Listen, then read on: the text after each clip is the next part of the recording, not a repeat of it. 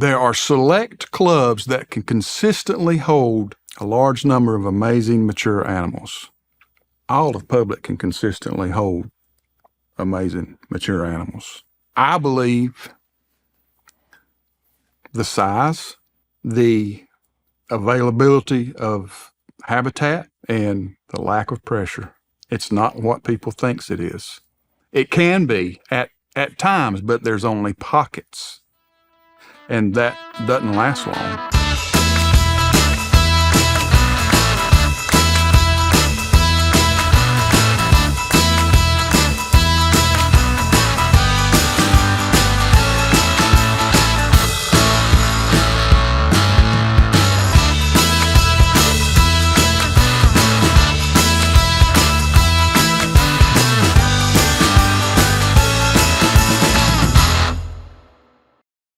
All right, Chris Jones, thanks for having us, man. Man, I'm just glad y'all here. Welcome to Pauline, South Carolina.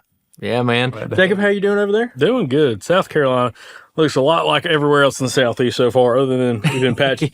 Going through Georgia all the way over here, a bunch of peach tree farms, which the guys in the truck kept wanting to stop and grab a couple peaches. So I'm like, we ain't trying to trespass and grab some fruit. But it's been fun kind of coming over here.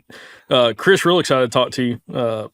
Really just all things deer hunting, but also a little bit more of something that we kind of recently learned about you is you've kind of transitioned from hunting clubs and private land to hunting public land. And you found some really interesting stuff by doing so. But to kick us off, I want to know, how did you get introduced to deer hunting? Well, deer hunting for me, gosh, guys, it's not that all-American answer. You know what I'm saying? It's, I didn't have that father figure. I didn't have that uncle. Mom and dad split up when I was 2. And so it was just my sisters and my mom for a lot of the years. And then I ended up living with my granny. Well, actually how I started hunting is crazy. My grandmother fed birds. Okay. So her and I would sit for hours and watch birds. Well, we had a lot of squirrels coming, and she had no problem with me killing them. So my first hunting experiences were keeping the squirrels off of Granny's feeders. And I say that just to say that I remember myself sitting up under the porch. I learned that I couldn't just walk out there and shoot a squirrel. They wasn't going to let you do that. I would set up under the porch and get back in the corner in the shadows and wait for them to come. And yeah, I mean, that's really, I guess, going back that far, that's my first hunting experience as a little boy. And thankfully, about the time I was 12 years old, that's when my oldest sister met Carl Hipp, my brother-in-law, my would soon to be brother-in-law. And he was stone 100% redneck, woodsmanship, hillbilly, deer hunting, fishing dude. And he was my mentor. I became his right hip. And so, yeah, we started chasing deer up there in the mountains of western North Carolina where there was hardly any deer at all. And the first deer I killed, I was 14 years old. And the story is crazy. We were on, back then we called it government land. That's what it was. It is government land. That's how we said it. We was on government land in a laurel thicket. He carried me down. He said, sit right here, little head of a ditch. To this day, I still love ditches, but sitting on the head of a ditch in a laurel thicket, I had a 20 gauge single barrel H&R. He said, sit right here. If you shoot, I'll hear you. I said, okay. Hadn't been there long. I don't know. Heard something coming. It was a little button head. I didn't know it was a button head when I shot, but I shot that deer and I didn't kill it. And it was out there in front of me in that laurel thicket, raising cane, just you know. And here comes Carl. He must not have been far away. I'm sure. Here comes Carl through the woods, He come down there. He said, shoot it again. And I was all to pieces. He said, no. He said, he pulled his knife out. He said, cut her throat. I'm a little old 12-year-old. I said, okay. I didn't know what I was fixing to be in for. I went over to that doe, or little buttonhead, grabbed that deer by the ears, like I was going to just cut that deer. That deer wouldn't have it. That Sugar Ray Leonard up and down my shins, just with them hooves all up and down my shins. I got scared and mad all in the same time. And I dropped down with my knee on the shoulder and neck of that deer, and I cut that deer's throat. Now, here's the kicker. He grabbed one leg. He said, grab the other leg. We need to get out of here. And I looked at him. He said, we in too far. We might not have been on government land. I'll just say it that way. That's how it started for me. That was my first deer. And, man, that was probably in 1980. And that was the last deer I killed until I got home from the Army.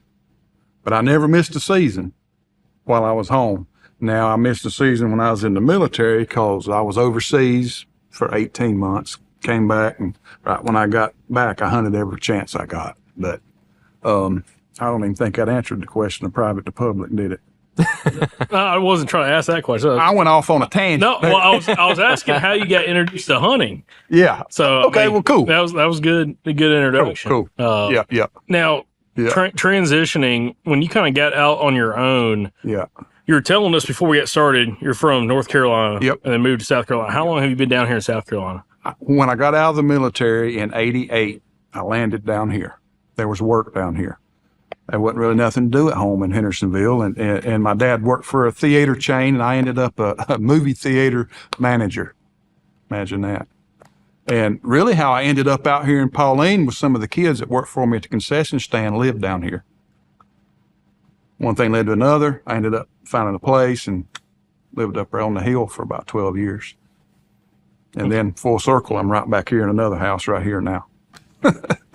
It's crazy.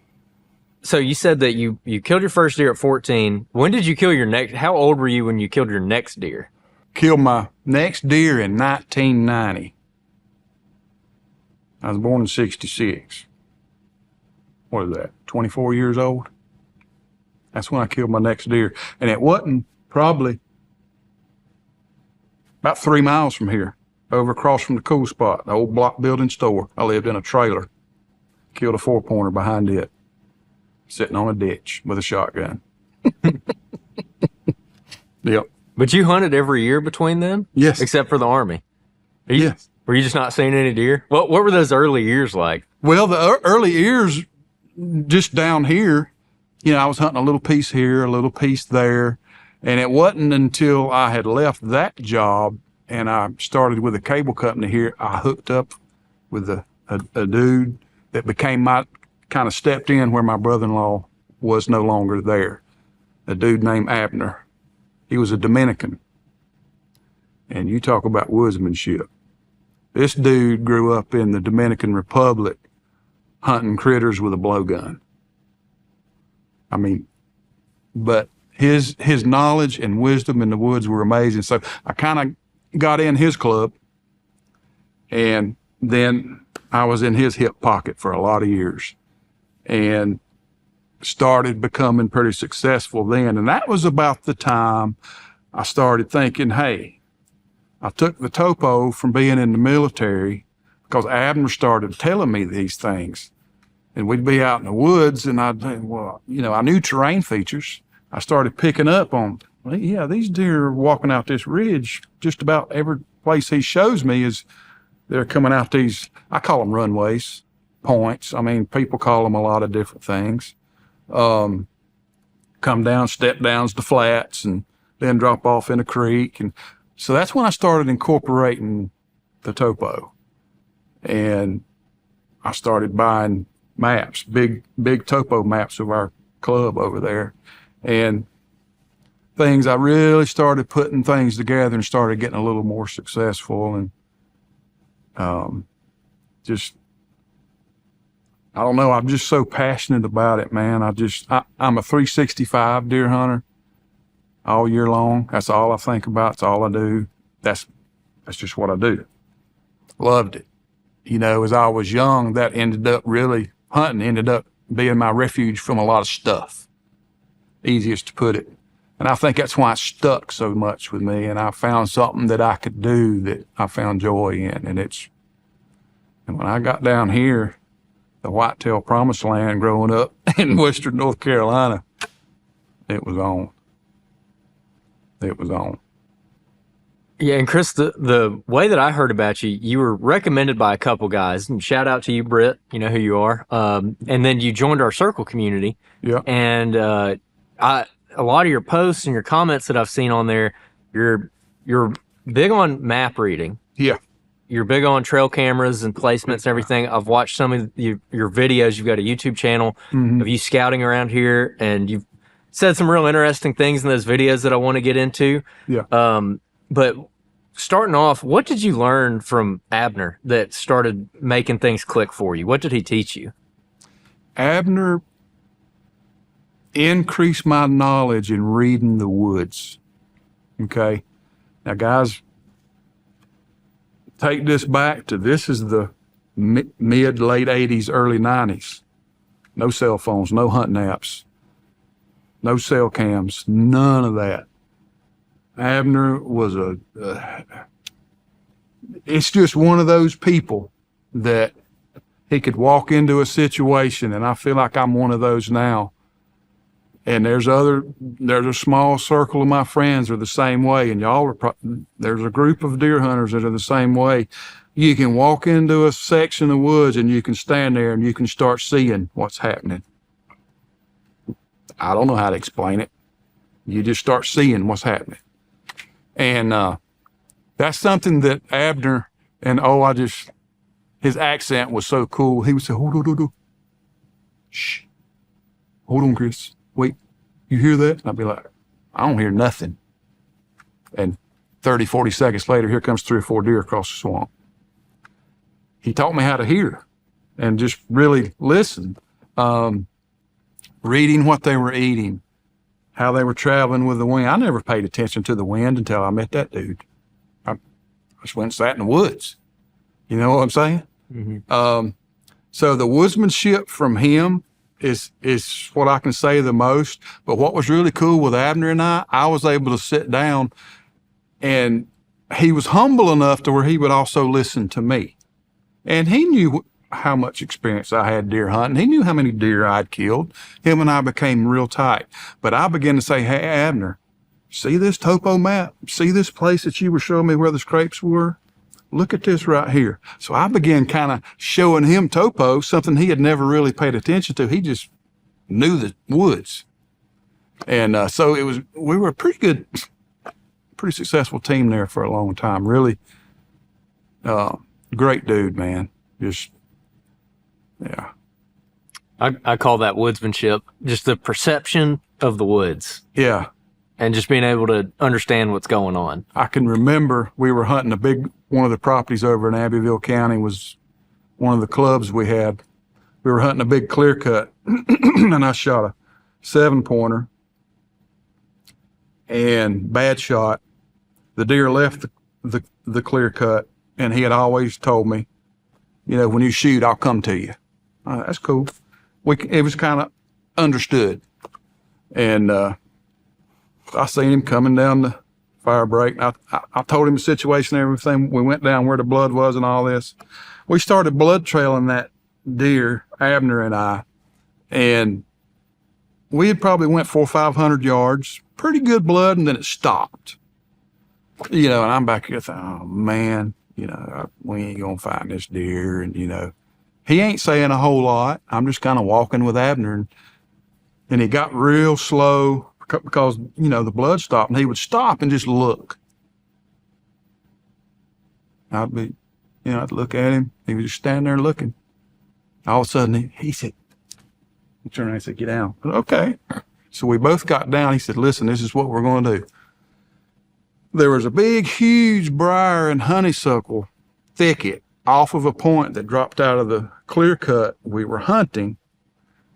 There was a point that dropped out, and before it hit the bottom, it was just honeysuckles, briars, some natural growth cedar and stuff. He said, the buck's in there. I said, okay. I believed him. By then, I said, all right, Abner, what are we going to do? And he told me, he said, you stay here. And he stood up a minute, and he did this a lot. He went. So he goes around this way. He was gone for 15 minutes. And back then, we had a lot of quail. You could sit at daylight, and it'd just be quail here, there, just sounding off. And he did a real good quail. Like the one whistle, just not the Bob White. He said, when you hear that, he said, start walking toward that thick patch. I said, okie doke, that's what I'll do. I waited for his whistle. I heard his whistle, and I started doing exactly what he said. I got maybe 30 yards from that patch. That deer jumped up out of the middle of it, ran right to him, and he finished him off. I just sat there. I said, Abner, man, you're freaking amazing, dude. I would have probably gave up, one, or if I didn't give up, I probably would have barreled through the woods and jumped that deer, and who knows how much further it would have ran. It was a gut shot. But he knew the land. He saw where the blood was going. He looked ahead, and he paid attention that, okay, where could that deer be right now? That was just a big thicket. And around it was open woods. And he was in it. That's cool. You know what I'm saying? Oh, yeah. Just things like that you're just like, yeah, he knows what's going on. Yeah, and just stopping and paying attention. Yeah, I mean, being the patience that I would not have had. And oftentimes, still at times, I'll have to just slow down, dude. You know what I'm saying? He ain't going to get no deader if he's dead. Just slow down. so let's talk about the transition from private to public. So you hunted hunting clubs for a long time. Long time. What started that whole process? Well, about the last 3 clubs I was in, I was actually over.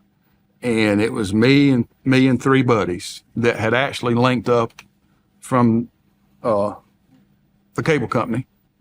One of them is Trey Fowler. He's a black dude. If you've watched enough of my videos, you might have seen Trey.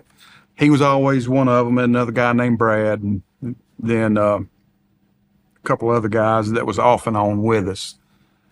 But what really broke me was there were several times we would lose leases. Usually the situation that got sold. And it just got frustrating. And we had one not far from here, in a little town called Packlet, South Carolina. It was a bow club. It was 220 acres, horse farm. Man, it was fantastic. We had it for 4 years. Had some great deer on it, plots, figured it out.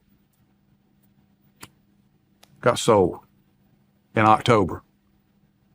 That's when they closed. Thankfully, it was a good group of guys. And the guy that was kind of over it was like a group of people in real estate, outdoorsmen too. He said, hey man, we're going to let y'all finish your season out. They didn't have to do that. That was pretty good. But after that, he said, yeah, just get your stands out middle of January, whatever, enjoy the rest of your season. Okay, cool, appreciate it. And after that, it was the proverbial question. Trey was like, all right, man, when are we going to start looking for the next piece? I said, I'm not. Trey was like, what? What do you mean?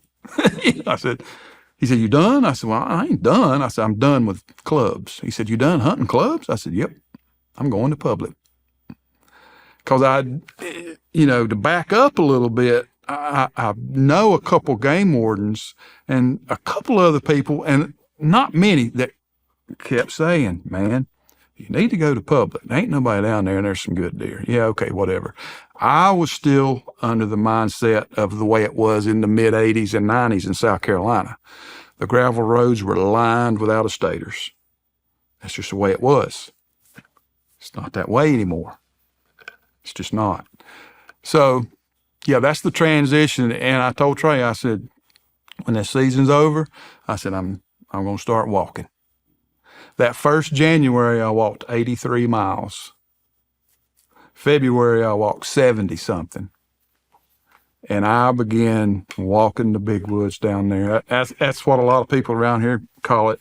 When you say the big woods, that's public. So I hit the big woods every chance I got. That was the first time I got a hunting app. Hunt Stand. Their first version, you know. And I was still being old school, and in my backpack I had my old topo map. But I began walking, man, and I started out with like 3 cameras. And in January, I found some scrapes that they had hit that last couple heats, and were still open. I'll throw up a camera here, and I was getting, you know, some good 3-year-olds. I'm like, dang, okay. They ain't all dead down here like everybody thinks. You know what I'm saying? They ain't all getting shot up. And that first winter, I couldn't wait for the following fall because I couldn't believe all the deer I was finding. And when the next season came, I was really encouraged at the lack of pressure I was seeing too. You know, and I continued scouting all up through the summer, late summer. And I'm down there a lot of times. I was like, where's everybody at? I figured there'd be down people, you know, trucks everywhere, people scouting. Dude, there wasn't nobody down there. So we got a great resource in this state. And I don't think it's different in any other states, guys. There's a narrative, which I'm not going to stand at the rooftops and shout it. Well, I might be now. But this narrative that, man, you don't want to go to public, man. There's people everywhere. You get shot. It's just things we used to hear around here. Man, it ain't like that no more. And people that want to inquire with me and ask me questions, man, I'm more than willing to help. I'm not that guy that's going to say, oh, shh, man, you don't want to tell nobody there's 150s running around down here, man. I'm not that way, man. I'm just not that guy. The more people I feel like you can have hunting, say you're hunting 5,000 acres. These are just numbers. Say you got a 5,000 acre chunk. If you can get 3 dudes that you know and you're all buddies and y'all are all hunting the same way, and you're always showing throughout the season that hunting pressure, park trucks, and okay, there's 5,000 acres that you kind of know how it's being hunted. And if you can duplicate that, and if we could get that message out there, and that's really a big thing of blue collar bucks in my land consulting, man, is what and no, I'm not here to bash that if it's brown, it's down, guys. No, that's the great thing about deer hunting, y'all. If that's the way you want to hunt, it's your hunt. And that's why the whitetail is, I think, that just, it appeals to so many different people. It's just we have to quit trying to one-up each other and just lift up each other, really, in the woods. You know, I'll go after that particular buck. Sometimes I'll eat tags, but man, I love to chase. I love it.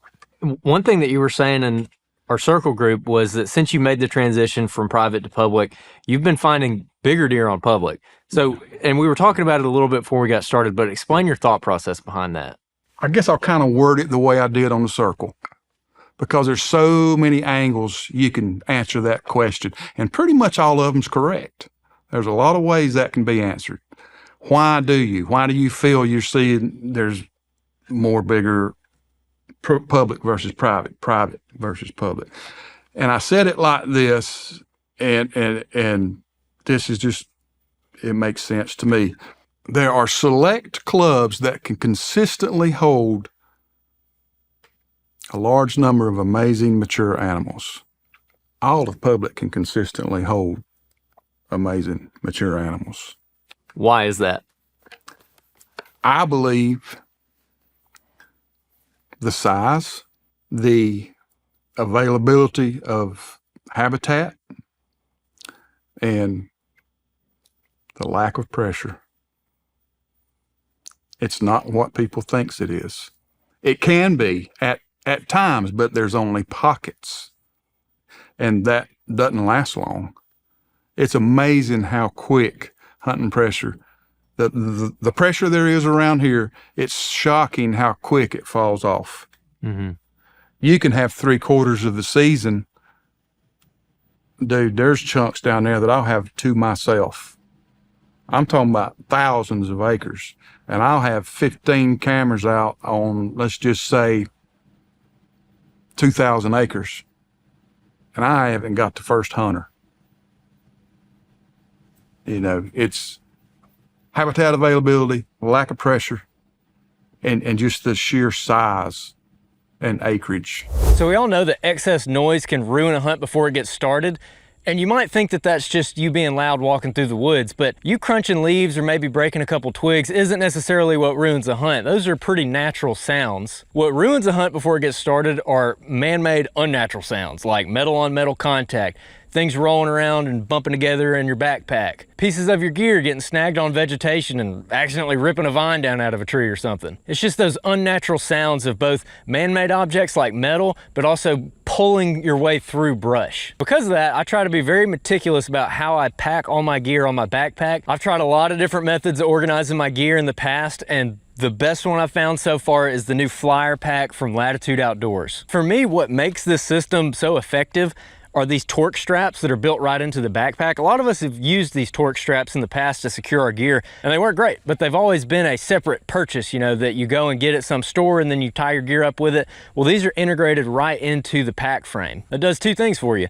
Number one, it makes it super fast and easy to use them, and you can't lose them, which is great because I lose stuff all the time. But secondly, you can get your gear super snug on this pack, so it is not gonna move. It just makes for a more quiet, more comfortable walk into the woods when your gear is secured on your pack and you're not walking around feeling like you got a turtle shell on your back and everything's hanging off of you. If you want to check out the Flyer Pack and everything else that Latitude offers for us mobile hunters, head on over to latitudeoutdoors.com and check it out. So if you hunt anywhere in the South, you are well aware of the fact that our temperature changes rapidly throughout the season. On any given day in November here in Alabama, it might be 80 degrees or it might be 40 degrees. You never know. For that reason, I like merino wool. Y'all have probably heard about merino wool over these last couple years as it's become more popular. The benefit of merino wool is that it's naturally temperature regulating. So that means those mornings in the deep South where it's really cold in the morning and then it gets kind of warm through the afternoon, that merino wool will keep you warm in the morning, but then it'll continue to wick away moisture throughout the day as you warm up so you don't end up getting hot. Another benefit of merino wool is it's naturally odor resistant, so it's not going to start stinking after a day or two. You can wear it multiple days in a row without having to wash it, which is especially helpful when you're on a hunting trip somewhere and maybe you're camping and you don't have access to a washing machine. I've tried a lot of different merino wool shirts in the past, and an issue I've always had is durability, especially romping around out in these briars all over the place here in Alabama. This shirt that I've got on is the Mossy Oak Woodsman Series merino shirt, and I've had it for about 1.5 years now, so I've put 2 turkey seasons and 1 deer season on this shirt so far, and it's still in great shape. I haven't managed to rip a giant hole in it, and it's not disintegrating off of me. So I've been very, very impressed with the durability of this shirt. Of course, it's merino, so it's got all the benefits of merino, and it comes in everybody's favorite camo, Bottomland. So if you want to try out one of these Woodsman merino shirts from Mossy Oak, you can head on over to the Mossy Oak store and use the code TSOP15 for a discount. Again, that's TSOP15 for a discount. Y'all make sure to use the discount because you're going to get a discount and it helps us out. Something every deer hunter gets excited about is when a cold front's pushing through. And one thing that Onyx Hunt just released that I'm really excited about is their new weather feature built into the app. What it allows you to do is be able to scroll throughout all your pins, whether it's in the same state, same county, or across the country, and get accurate weather data directly from that pin location with the closest weather station. This eliminates the need for multiple apps. Also, it has barometric pressure, but one other thing is it has accurate moon data. So for the guys that like hunting moon phase, moon positioning, all that kind of stuff, it shows all that in the app as well. So all you moon phase guys, moon positioning guys, we got you covered. So now Onyx Hunt is your one-stop shop for whitetail hunting, getting all the accurate information that you need, whether it's mapping, weather, looking at trail camera data, and so on. It's a one-stop shop for you. So if you want to try Onyx Hunt this fall, you can use the code SOUTHERN to save on your membership. know where you stand with OnX Hunt. If you want to get a head start on deer season, you can go out and you can actually scout feed trees in summer. This is something we've been talking about on the podcast quite a bit lately. Today I'm out here, I've got a pair of Vortex Viper HDs. This is a great pair of binoculars for this. And what we're doing is we're just looking up into these oak trees, looking to see if we can see the little acorn buds on the limbs. So as summer goes on, it's going to get easier and easier to see those buds as they get larger. A tip for that is when you're looking up in the tree, you want to find a limb that's daylighted. It's just nothing but daylight behind it. You're looking at an isolated limb, and you're just going to want to pick that thing apart with a good pair of binos like these that are clear. I like to use a trekking pole and actually brace the binos on the trekking pole and sit down underneath that tree and really look at it for a while. So if you want to get a head start scouting feed trees this summer, go get you a pair of Vortex binoculars. Yeah, that makes sense. And I've seen a similar thing in Alabama over the years. Yeah. Where there's been places I've hunted on public ground in Alabama that I thought were just trash. I thought they were the worst. Right. And then ends up someone else that I know out there kills a 140 or 150 or something, which, you know, in our neighborhood is a giant. Right. That's a big deer Yep. where we're from.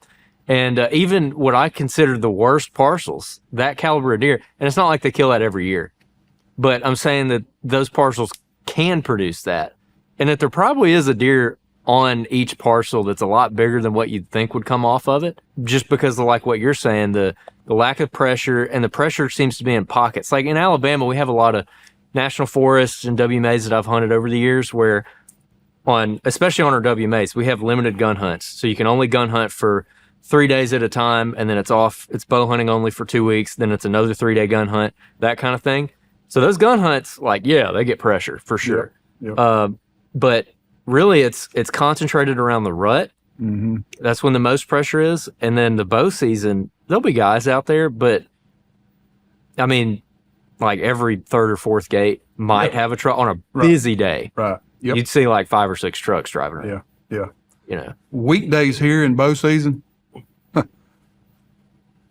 I'll have 15,000 acres to myself. And I'm talking about I'll purposefully drive around. I'll go down there sometimes, and I'll drive around and check gates just to see, all right, who's down here? How many people's down here? And I'll turn, nobody at that gate. There'll be somebody at this next gate. Nobody at that gate. I'm like, where is everybody at? yeah. You know, Well, disclaimer too, there are pieces of public that do get hammered There a are. lot more, but It's we have not an all abundance like- of public land. that's the thing. The abundance of it. That's the thing. When you start looking at it in percentages, man per acre, and a lot of people don't think about it that way, and they don't have to. And that's cool that they don't have to or even want to. You know, they got their uncle's farm they hunt. They got, you know, behind their sister-in-law's house they hunt. They're all been in a club for 20 years. And they kill deer. They see deer. They're deer hunters. They're enjoying it. That's awesome. But there's another game, and it's public. So when it comes to going to a large property like that and breaking it down, a very common question that we get is, how do you know where to start? If you're on a 30,000 acre chunk of public, or even a 10,000 acre chunk of public, where do you start? The first thing I do is I will look for pieces that will have a hard border. And when I say hard border, a major river, something that's basically the back of that chunk, the back of that block. I'll find places that from where you can park a vehicle to that is at least 2 miles. And there's not a whole lot of those up here. There are some pieces like that, but that's the first thing I'll do. And these, we have a lot of tracts that they may be 5,000 or 6,000 acres, but there's 5 or 6 roads throughout them. And when you go from this gravel road to this gravel road, you feel like you're deep when you come in from this one, and then, oh man, I'm only 800 yards from this one. So what I do is I eliminate those pieces, because I've come to find there's good deer everywhere. You just got to take the time to find them. There's not just certain places mature deer live in the big woods, in my opinion.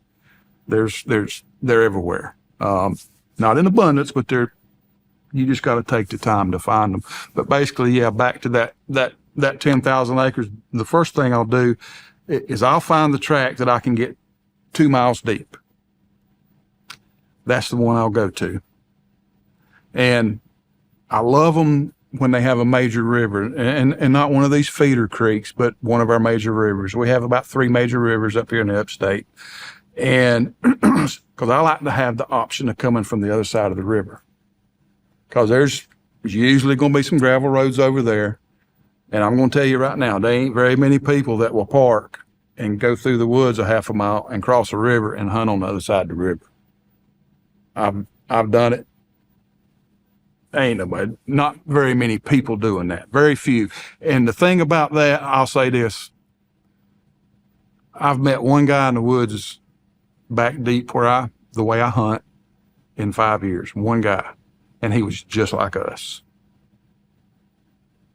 That's, to me, that's not pressure. I mean, you know where I'm coming from. It can be, but he's not back there getting up at 9 o'clock and walking around, and he's got the same goal I do. That's, hey, cool. I've met some great guys that way, and we share information. When I was hunting that big deer king, I met another guy down there on the bottoms. He knew of that deer. We talked about that deer. It wasn't like we were both, yeah, okay, see you later, man. Good luck. Those people like that in the woods, I always go out of my way to try to talk to people. I think that's important, especially at gates. Just, hey, stick out a hand. Hey, man, where are you going to be? And you can tell pretty quick what kind of person it is. If they're real quiet and won't make eye contact with you, and I'm like, okay, have a good hunt. I'm like, okay, I know what he's like. Or if they just, hey, man, how you doing? Yeah, well, I've been back here. And then you can start relationships. Okay, there's another dude right there that he don't think all these deer has his name on their head. You see what I'm saying? That's the kind of guys. And you can get a network of that. And that's when I talked about, hey, get 4 or 5 of you like-minded with the same goal, showing that pressure on that 5,000 acre block. It's like you got your own big trophy club. Mm-hmm. That's pretty much how I met Jacob. Mm-hmm. And it can be that way.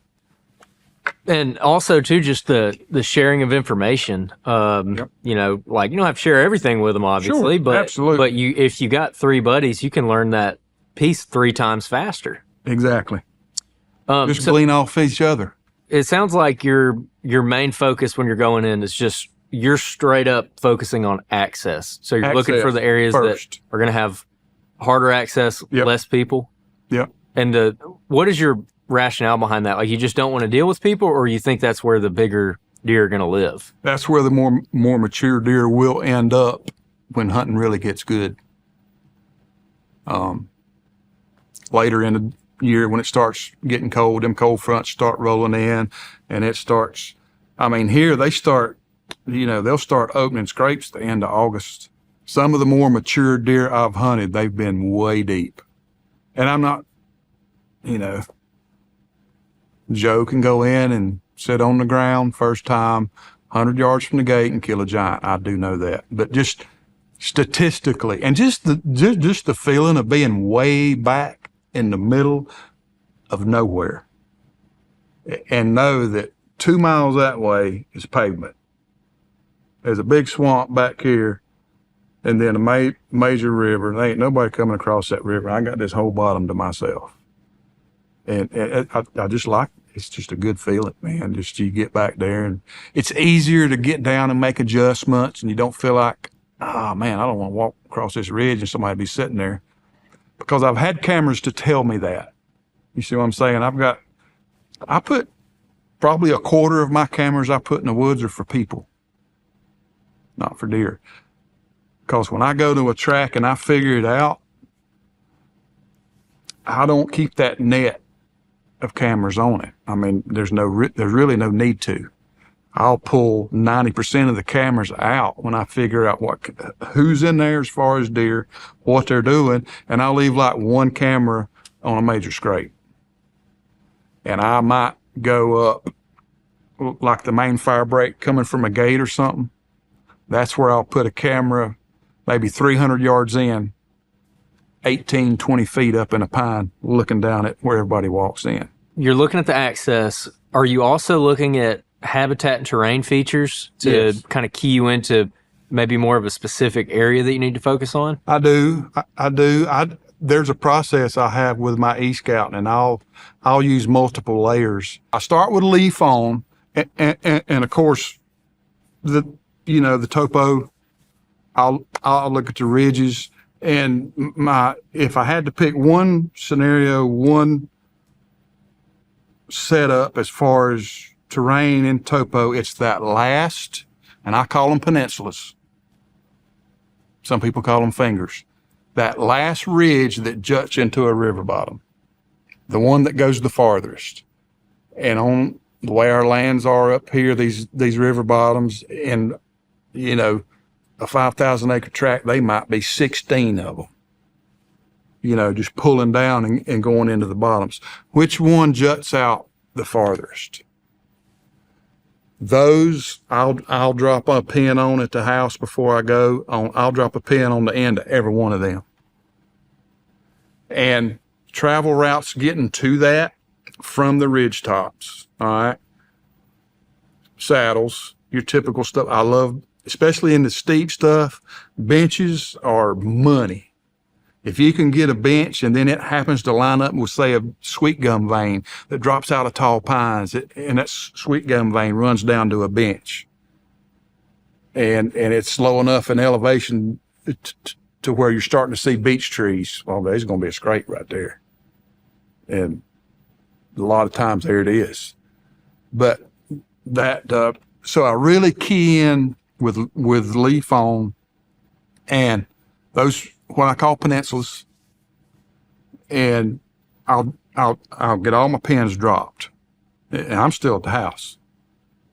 Then I'll change it over to LiDAR.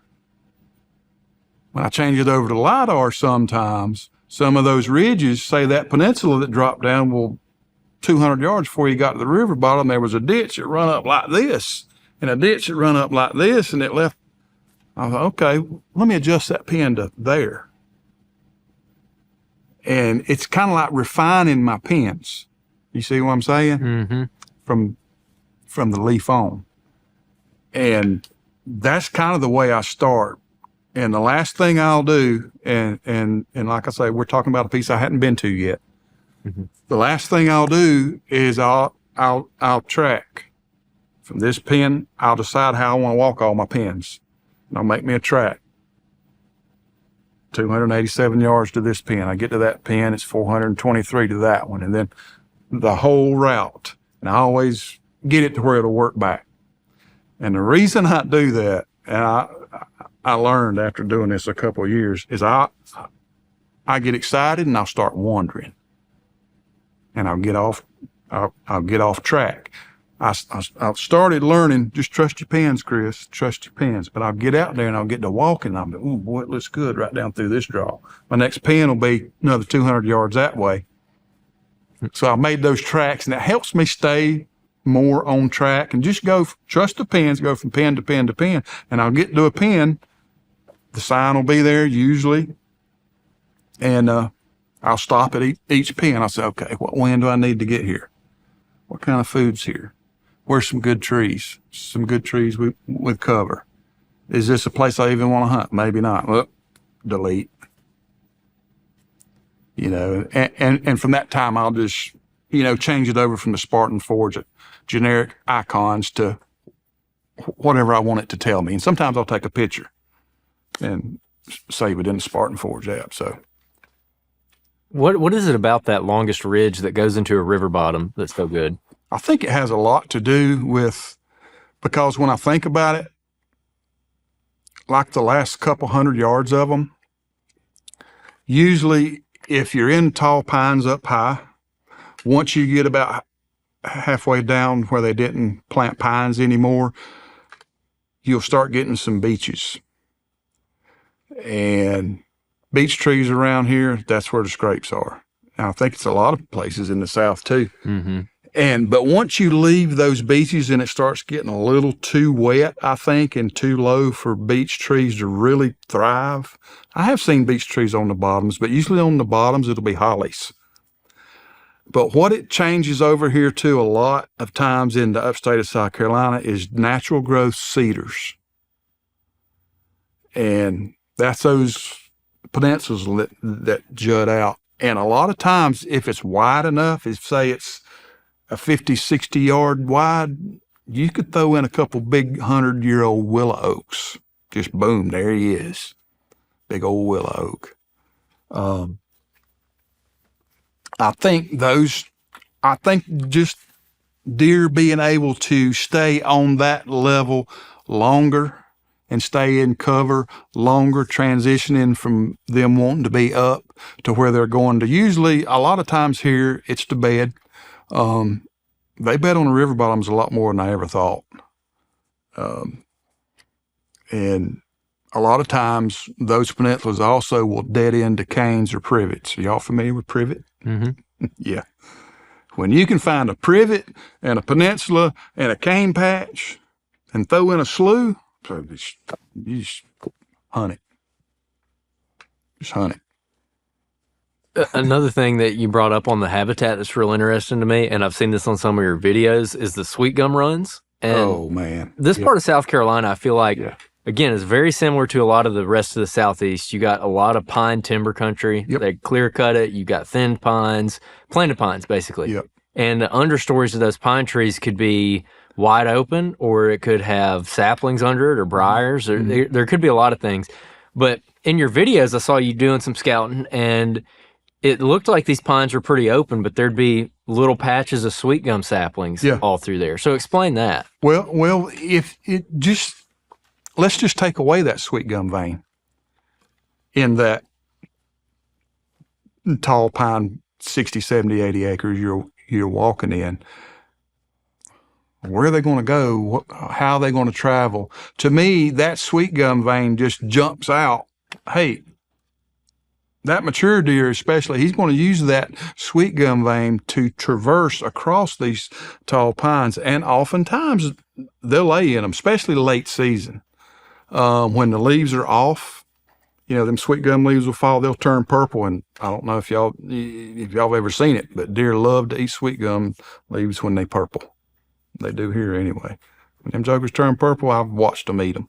But when those leaves are gone, that just basically, becomes a high stem count. And I just use the word vein because that's what they look like, veins shooting through otherwise big mature timber. That's where they're going to lay. A lot of times where they come to a point, if there's a licking branch, there'll be a scrape there.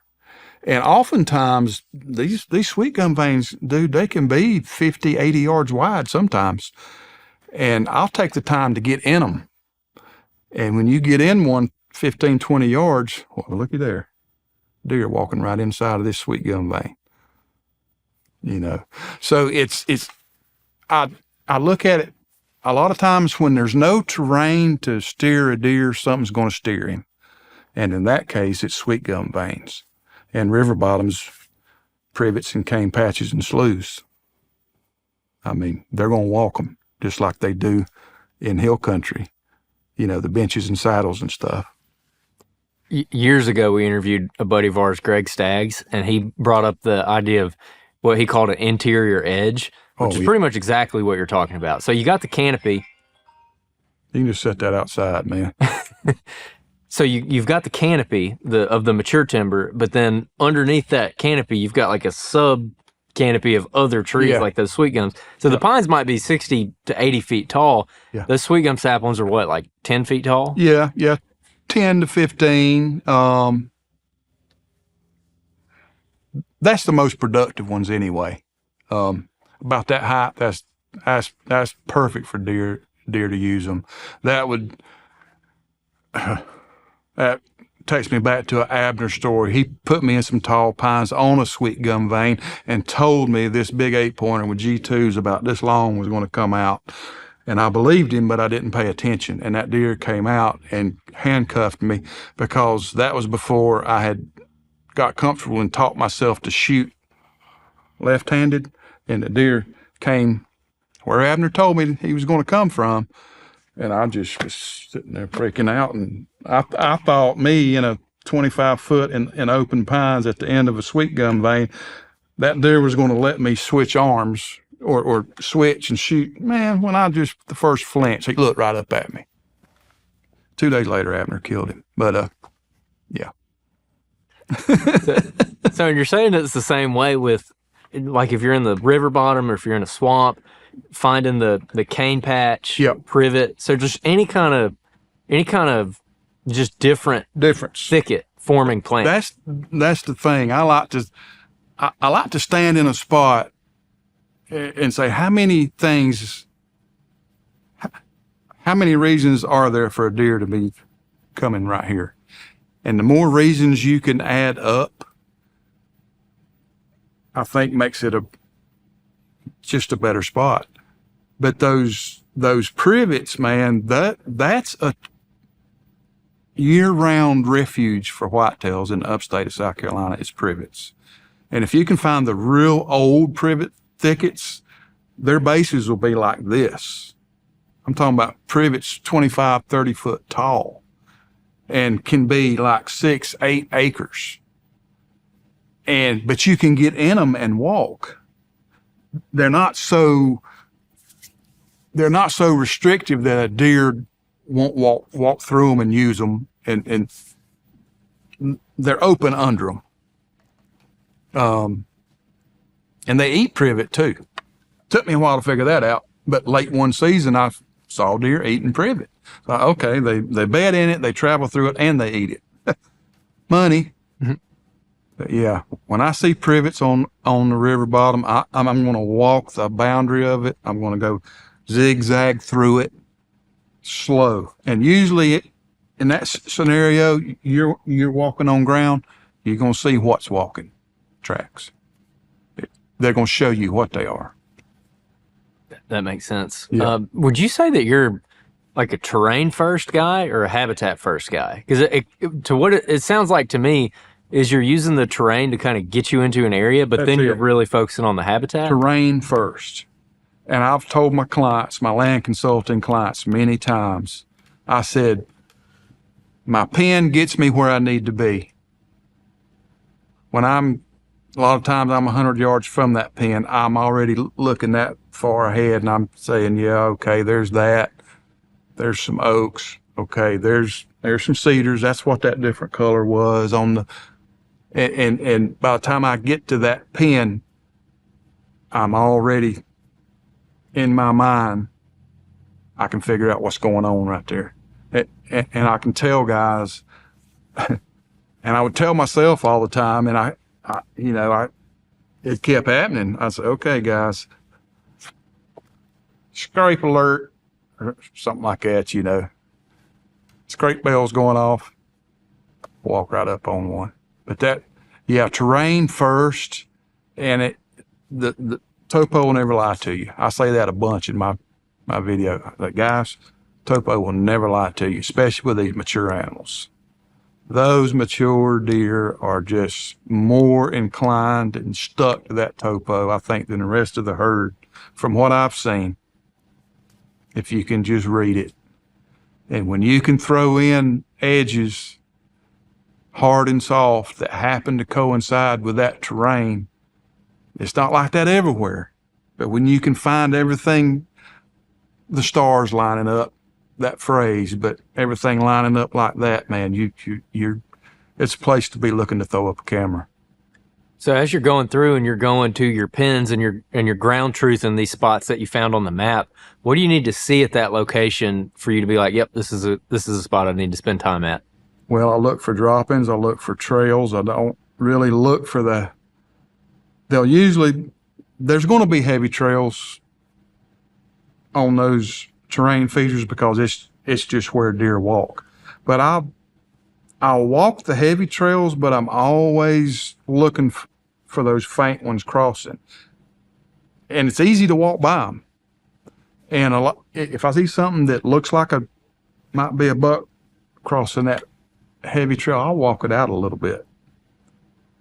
I'll walk that trail out and see if there's anything that shows me, okay, this looks like this might be where a buck's cutting across this major doe trail right here, across this terrain feature, or he might just be running a third down from up here.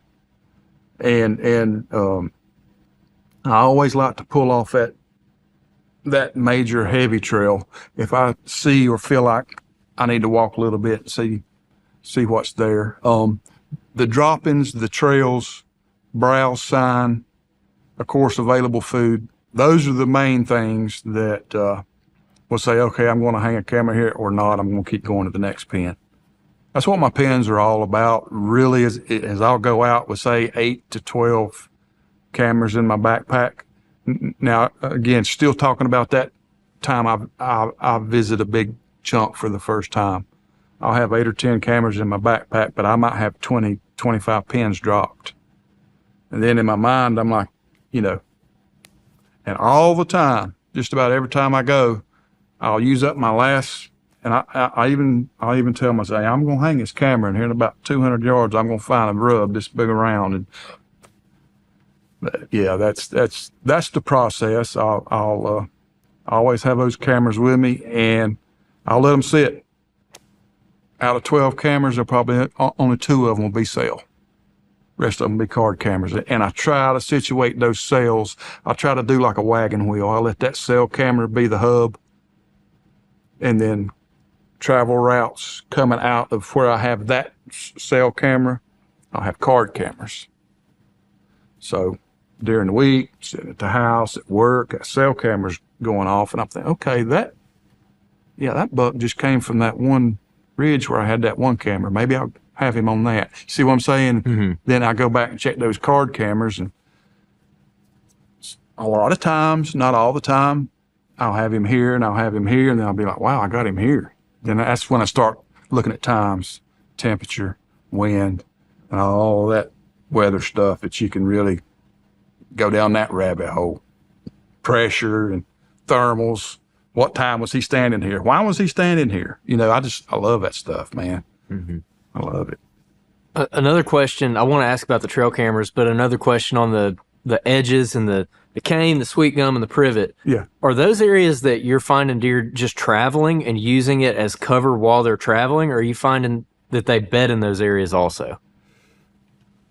Both, and I think that's a seasonal answer too. There's a lot of areas in our river bottoms that will be flooded certain times of the year, but dry up late spring and in the summer. And that's where our bucks, I feel like, spend a lot of the time in the summer is down low, thick, and wet. And I don't feel like they lay in those privet thickets as much in late season. Haven't seen that sign of it. I think they really like to get up on those pine ridges, those tall pines where these fingers drop off, and you'll have just little flats. Of course, these southeastern, southwestern, laying in them warm pine needles, man. Y'all know how warm they can get on a cold winter day. They love to lay right. Just sometimes I have had bucks on cameras walking out of one of those sweet gum veins in the evening. And I'm like, yeah, he was probably laying just inside that and letting that sun hit him all morning. So, one thing watching your videos on those sweet gum veins is I was a little bit surprised at how thick they were.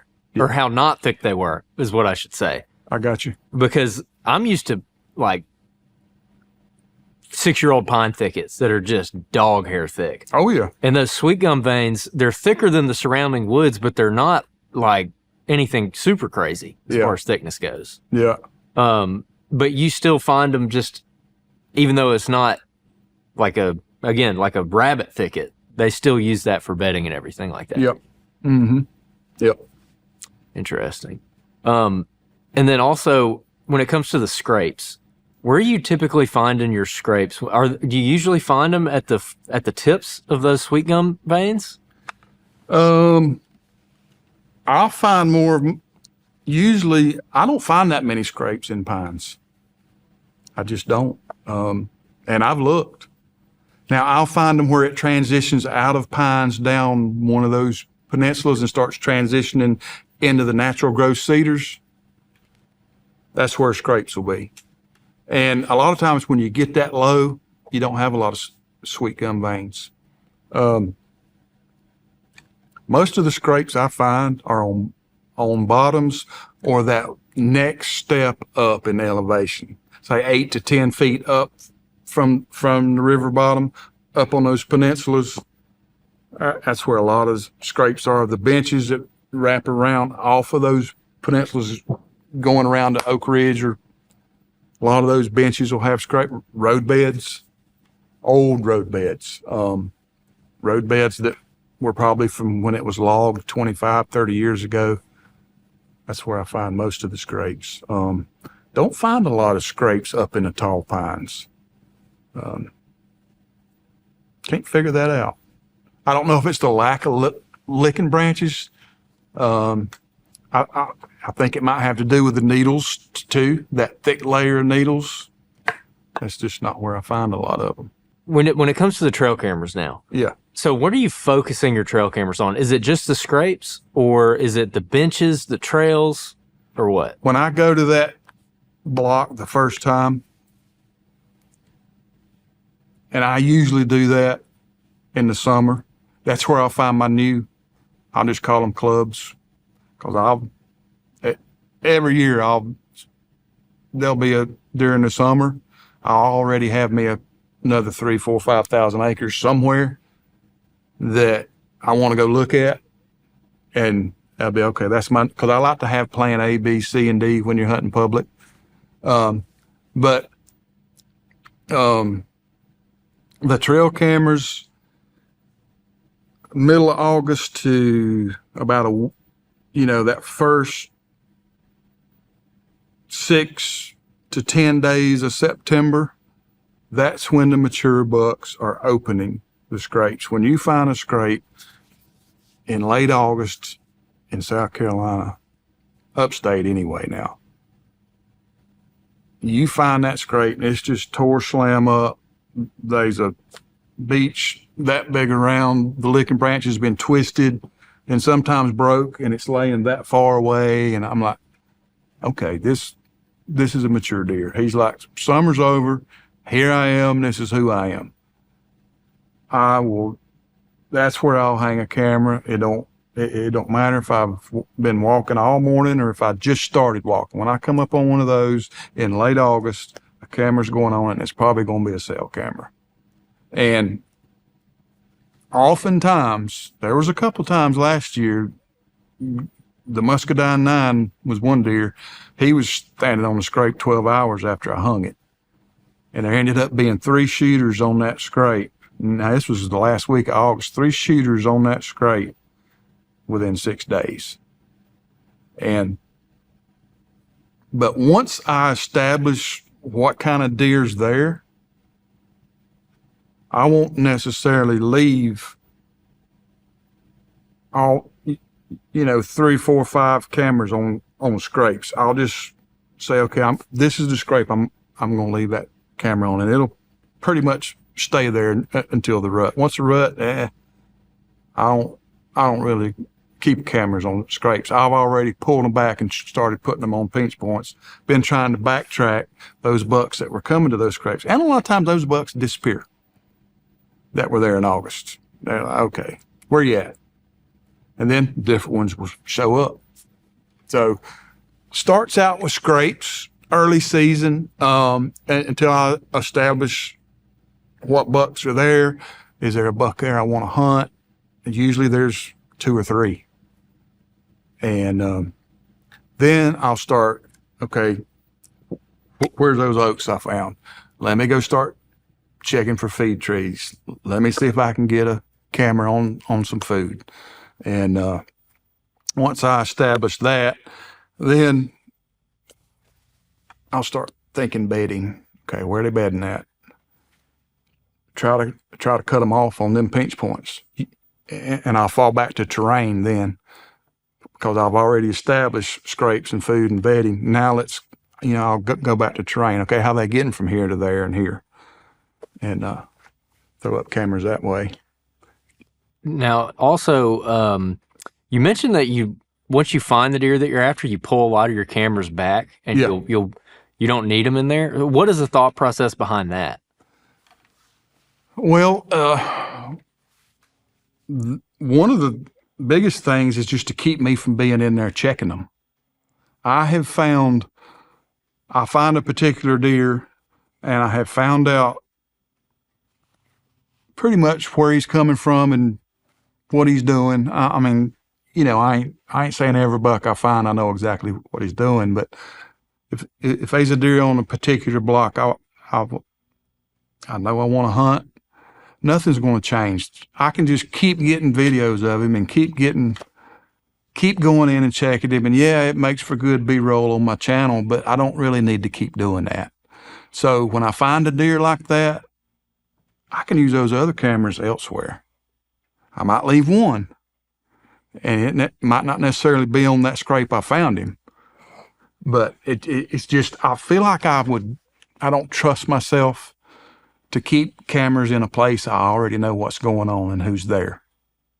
There's too much woods down there and to do that, in my opinion. I find out what's going on there, I'm good. That ain't changing. Unless somebody kills him, that ain't changing. So basically, your process is map scout, find the area you're interested in, go ground truth all your pins, and find your pinch points, your kill spots, confirm the deer's in the area, and then rather than rely on the cameras and let the cameras tell you when and where to hunt, you fall back on your scouting and you say, I've already found where I could kill him. Yep. I don't need the cameras telling me. Yeah. And then I like to be riding around in the truck during deer season with at least 8 cameras in the truck, because, you know, I might go to a plan A and a plan B one day. There might be somebody there.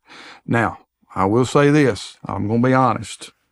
If there's a gate and there's a deer behind the gate that I'm after and the conditions are right, and then there's about 5,000 acres behind that gate, a truck being parked at a gate doesn't give that guy the whole 5,000 acres. It's just my opinion. And some people won't agree with that. Now, that's another plus to I don't hunt these smaller chunks. So I'm not going to run into a situation where there's a gate and there's 1,000 acres behind it, and I know there's a 135-inch 8-pointer in there and there's a truck there, and here I am. What you going to do? I don't feel right walking past the gate and it's only about 800 to 1,000 acres surrounded by private. Chances are you're going to walk by that dude. You're going to walk by him, you're going to mess him up. Even if you don't mess him up, he's going to think you messed him up. It's just, to me, it's not worth it. That's another plus to why I find these big giant truck tracks, to eliminate that possibility. That's good advice too. That's definitely good advice. Also, for clarification, because I think this is important, when you're talking about scrapes earlier, I don't want to lean too heavy into it because I thought you explained it really well, but you said that bucks are hitting scrapes, mature bucks are hitting scrapes mid to late August. When is y'all's rut typically? Typically here, now, and that word rut, I like to say when the first does come in. Which is when? Which is the rut.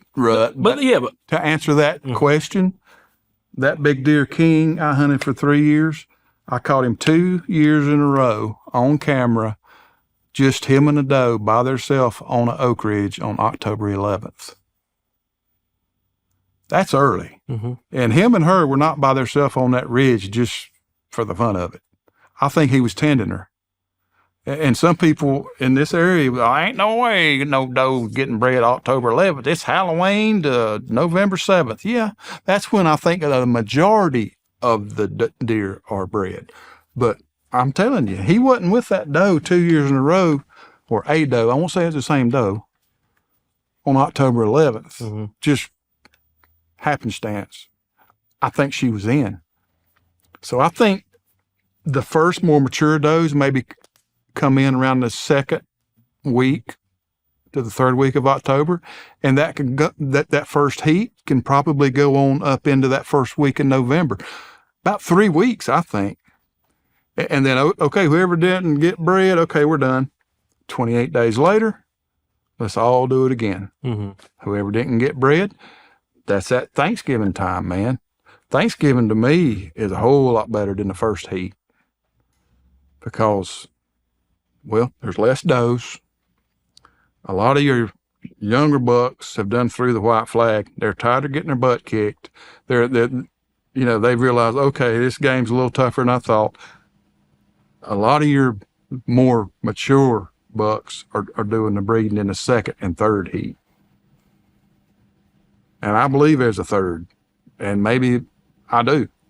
I think our ratio is that far out. It takes them, because I can't tell you how many times that first week of December, that was one of my encounters with King, actually. The week after Thanksgiving. He come pushing a little, she had to be 60 pounds by me. And it was Thanksgiving. And there was nothing I could do but watch him run by. And she was about that big. And he was the man on that bottom. I mean, he just was. There wasn't no 6 behind him and another 8 or another good 8 in front of him. It was him and her. You're opening a can of worms, but I wouldn't mind talking a little bit about secondary rut. But before that, so the rut's a little bit earlier than, of course, where we're at in Alabama. But Yep. Our buddy Greg Mayhair, who's kind of up in this part of the state, where we hunted with him in Georgia last year, he was talking about that area. We were there early bow season, but that area has that mid-October rut. Yep.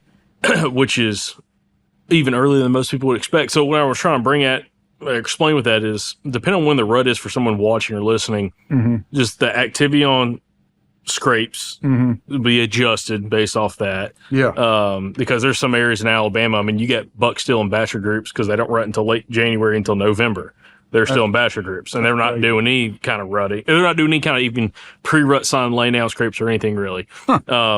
Crazy. So everybody take that kind of with a grain of salt of like where you're at, where your rut is, and how you should prepare for it. Yeah. But I really do like the idea of you do not rely solely on trail cameras to dictate how you hunt. Because, Not like really. you said, you're pulling the cameras out Pull 'em.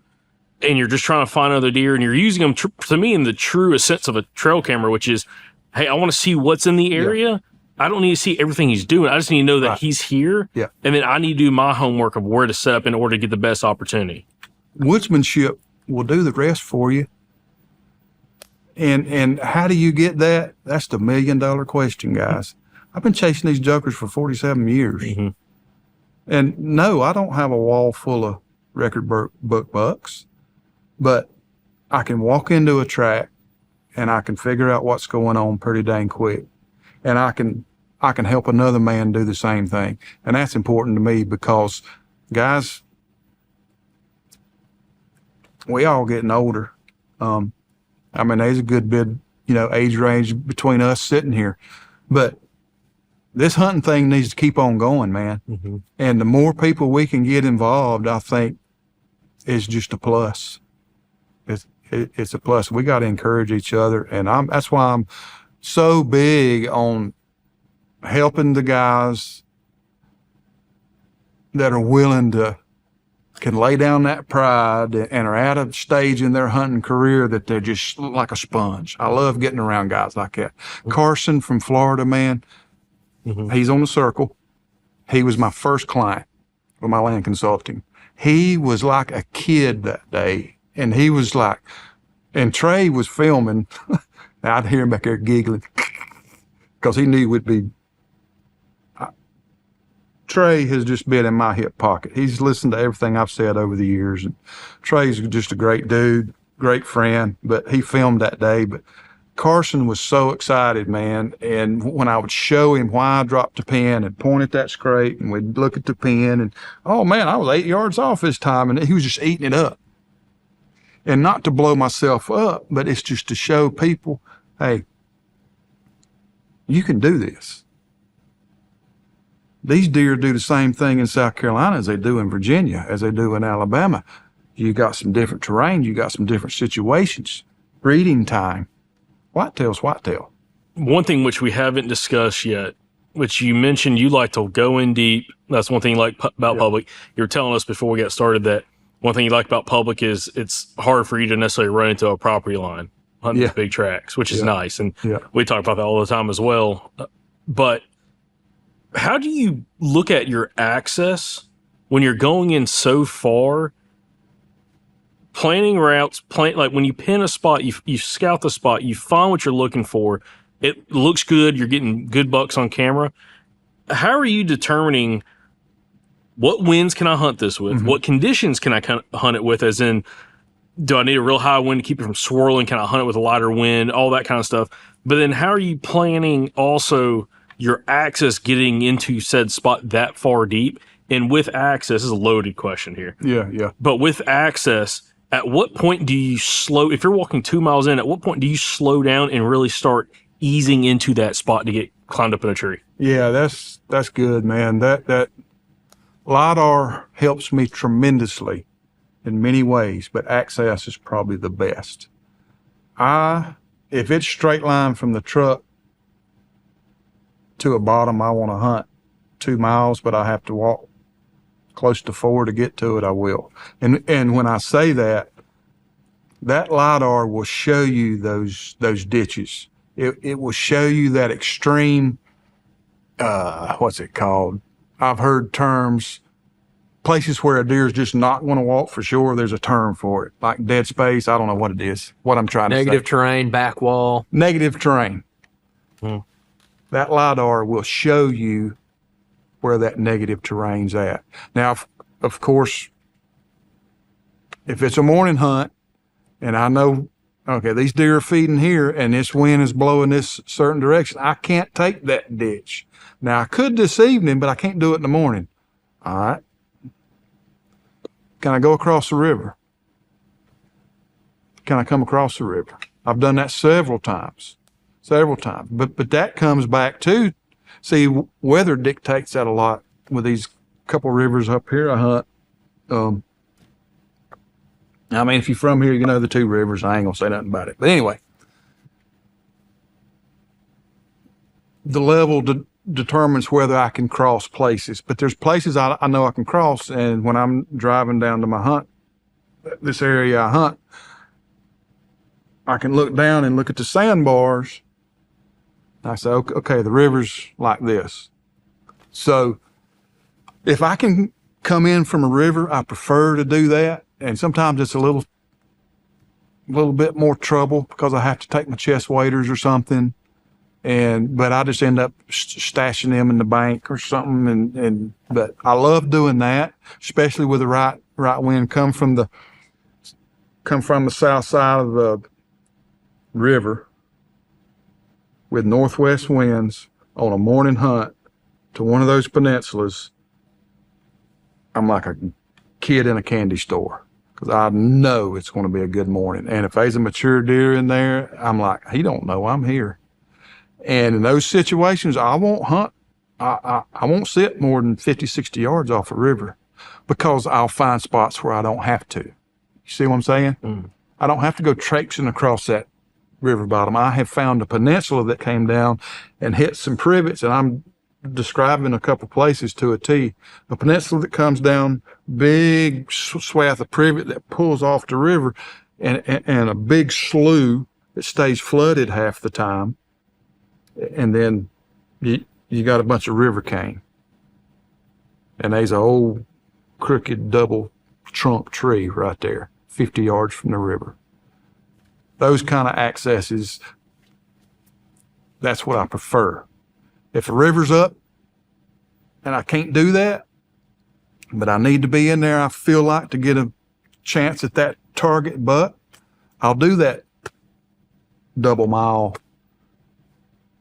walk, staying in those ditches, keeping that negative terrain to from where I think the deer may be right now as I'm walking in. And a lot of times I'll go halfway in. I'll get at the gate super early for obvious reasons.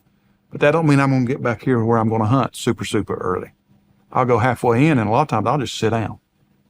I love to creep in at gray light, especially if it's 8, 10, 12 mile an hour wind. I love walking in at gray light.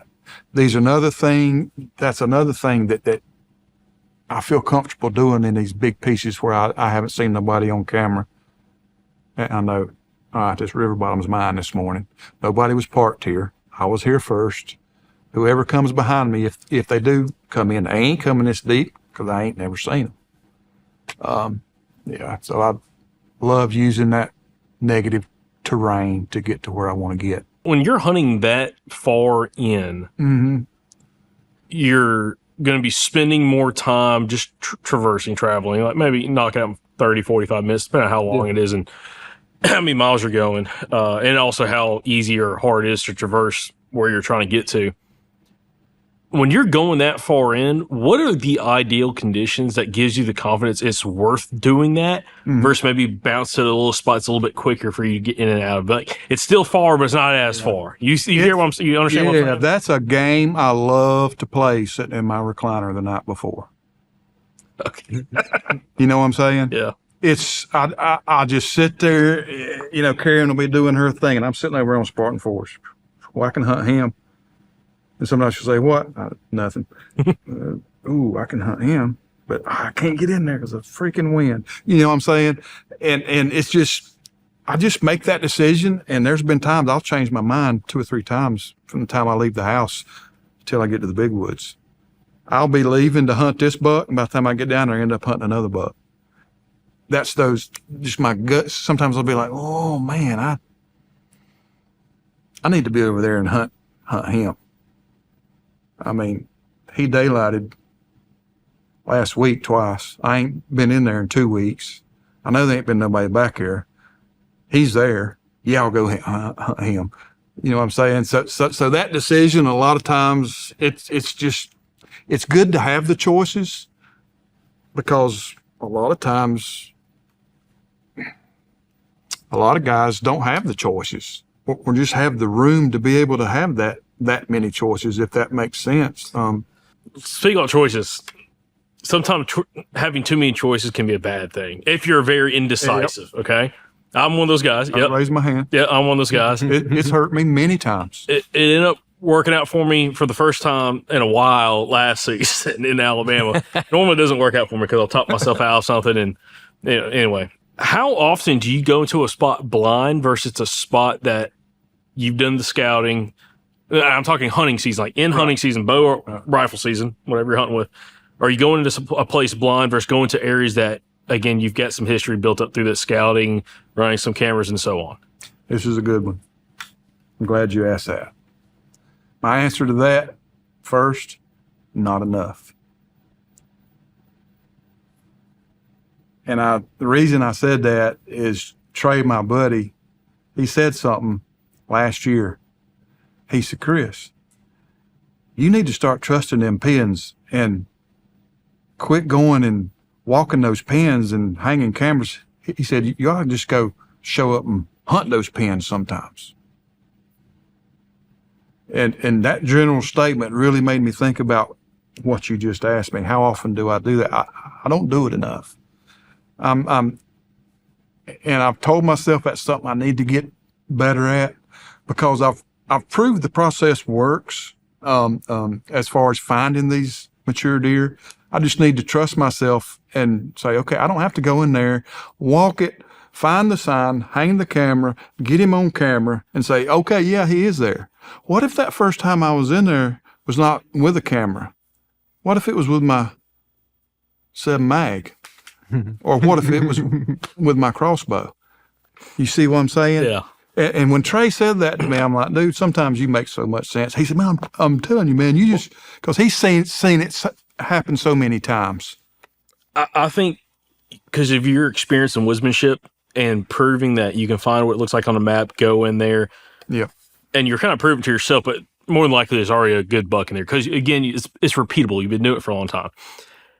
So I think it would work for you. Where I was trying to get at is, for some people, it's not a great idea because they don't have the confidence of what exactly they're looking for, right, or what could hold them. Specifically, if someone's not just trying to kill a deer, But if they have a goal in mind of what they're trying to kill, like just a mature buck or a buck or whatever, going in to a place that you're not confident in, but you're just trying something out because maybe the wind's not good. And this really comes back to the scouting, like not scouting enough or not having enough areas that you're confident in for different conditions. If you have limited time, you can waste a lot of time that way. Yep. I say waste, you still can learn some stuff. Sure. But if you have limited time and you're just trying to get yourself a deer as quick, not as quick as possible, but you're trying to be efficient, sometimes it's not always the most efficient way if you don't have the legwork and you don't know exactly what you're looking for that you have confidence with. Mm-hmm.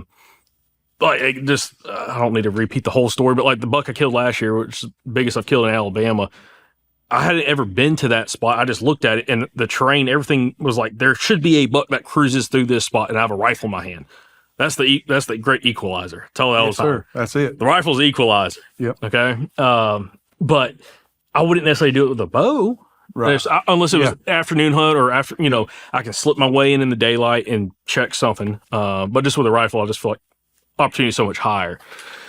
But it worked out. But me, 10, 12, 15 years ago, I probably would have never even selected that spot. It'd just be bouncing around the woods, kind of like how I first started hunting public land. It's like just do it until I got lucky enough and started walking and finding what I was looking for and finding deer.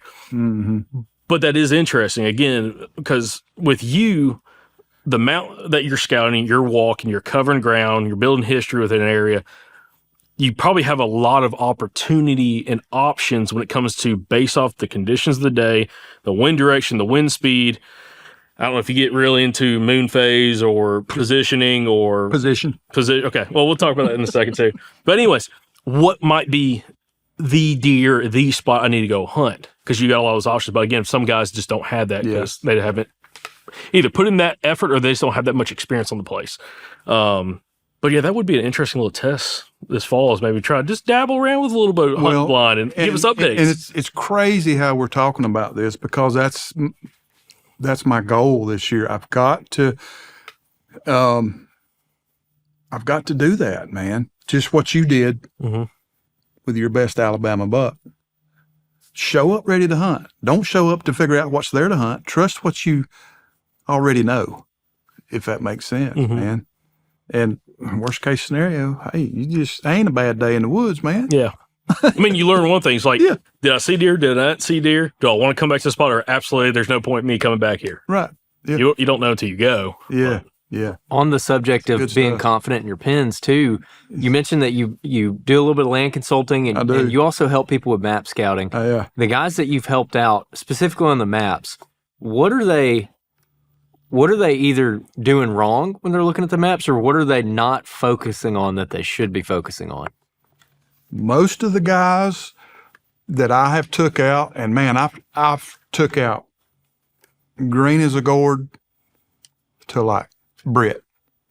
Britt's a seasoned hunter. Mm-hmm. Britt knows what's going on. Britt is also a man that is humble enough and not too prideful to where he didn't actually contact me and say, hey man, I need some help. But when I got Britt out there, a lot of the pins we dropped and we're going to, he said, yeah, I've hunted over here as we're going. And we would get there and I would just, I'm giving a scenario. We would get to where he had been hunting and I'd be like, no, we're going to go down here. We need to go down here and cut across here and look at this flat, for example. So most of the guys I would say aren't, it's two major things. They don't know how to read terrain and they don't realize how effective how much terrain steers deer. They're overlooking it. And if you can get that much figured out, that's the cut and dry. There's 8 terrain features and that don't change. Vegetation, weather, wind, pressure, season, all that changes. But the topo don't. And if you can get a guy schooled on that and get him out there, what I like to do is I like to pull up the topo with a client, have him standing there, and I'll say, now see, we're standing right here. See how those lines are more spread out and they start rolling that way? That's that gradual flat right there. And some guys will go, oh, wow, yeah, that's cool. And we'll get to a spot to see how close together these lines are. I mean, really, really, really close together. That's that drop off right there. And to me, that's just, but some people just don't know. Mm-hmm. And to be able to see people, it like click for them standing out there in the woods, dude, that's priceless to me. It's priceless. Because Carson was a Florida dude. Terrain, what? A hump of palmettos. You know what I'm saying? So he was just, dude, he was eating it up that day. And he's so excited about this coming season because of, and he, gosh, he's paid for two and wants to pay for another. And I done told him, Carson, I ain't charging you no more, dude. You were my first. I said, you want to go again? There's another piece. He's on me right now. I think we're going to go this weekend. I said, dude, you ain't got to pay me nothing else, man. He's just a great dude. I love doing that. So looking, I kind of get a little sidetracked there. There's something else I want to talk about is the idea of a second, or as you also alluded to, a third rut. Yep. Now, this is something that we talk, not with every guest, but it comes up every now and then with guests, specifically in the Southeast when we have guys on who's hunted for a very long time and they don't just give up or also aren't tagged out after the initial first rut, or the main rut, should you say, main and secondary. To give us a little backstory, you said like the buck-to-doe ratio seems pretty out of whack in this general area. Yep. What typically during a season of hunting are you seeing for like how many does versus the bucks you're seeing? And what does that look like typically? I mean, if I was to throw a ballpark, it's got to be 1 to 8. And I could be off. It could be 1 to 10 or 1 to 6, but I say 1 to 8 right here. And there's probably places it's worse. But yeah, it's probably for every buck. There's 8 does. Mm-hmm. Just from what I'm seeing. So then this is where I want to get at. This is as a segment talking about how do you hunt the late pre-rut getting into the initial primary rut versus, I'm going to call it the little lull period, but between that primary rut and a secondary rut, what is your strategy there? But like, how do you approach late pre-rut and then also like just the rut itself, the initial primary rut? Late pre-rut. You're talking about like for you, that'd probably be like first week of October. Yeah. First week of October. There's still. I'm focusing on scrapes right then. I get more daylight at mature bucks on scrapes between like October 6th and 15th than any time of year. Now, think about what I said a while ago. I saw king with a doe October 11th. Oh, okay, that kind of don't make sense. But we're talking about a majority of the doe herd. I think that was probably just an old mature doe, and she was one of the first to come in. But I will definitely up until close to Halloween, I'm going to be setting up on scrapes. Not on them, but I'm going to be setting up to how in pinches and funnels to how I think a buck would be getting to that scrape. Close to Halloween, especially if we get a good cold front, I ain't worried about scrapes I'm going to start hunting does. And from Halloween until probably about the 10th of November, I'm sitting on them pinch points, them funnels, trying to be where the does are. And then the woods will kind of, I don't know if you want to say go back to normal, but there'll be just a little bit of a lull in things. And then there about 3 or 4 days before Thanksgiving, boom, it's on again. And I think that's that second heat. And if you back it up 28 days, the math works out. And then once again, late December, those last few days of season here, because our season goes out January 1st. Between Christmas and January 1st, start seeing chasing again. Yeah. Now, by that time, 98% of your public land hunters are at the house watching football, eating turkey. I'm telling you, it is a ghost town down there. So a lot of people aren't seeing what's happening, so they don't think it's happening. And a lot of it, I see. I still got cameras out, dude. I keep cameras out year round, especially late season, because when it gets cold here and the food gets less, except for last year, it's a lot easier to get on them and set up cameras. And it'll be December 28th. Here goes a little doe flying in front of the camera and mature buck right behind her. I'm like, okay, they're not training. They're not playing. I mean, you see what I'm saying? Yeah. I just look at it realistically. He was chasing her because she's ready. She either got missed or she just biologically and physically wasn't ready till then. That's just my opinion. And that can, like you say, everybody's got a different one on that, but that's just what I see. That's so interesting. So you truly, in your area of the state that you're in, how many buck tags do you get again? 3. So you could really, truly stretch it out and have opportunity, if you're willing to stay out there, to chase pockets of does coming back into heat. Yeah. Or doe fawns coming into heat for quite a long, pretty much almost the whole season. Yeah. Because when do y'all open up bow season? Here it's September 15. Gosh. Now, let's talk not heats, let's talk region. 20 miles that way, they don't start chasing until Thanksgiving. Right up there at the North Carolina line, that's when it starts. You go, down toward the coast, they ain't starting until late December, what I've heard.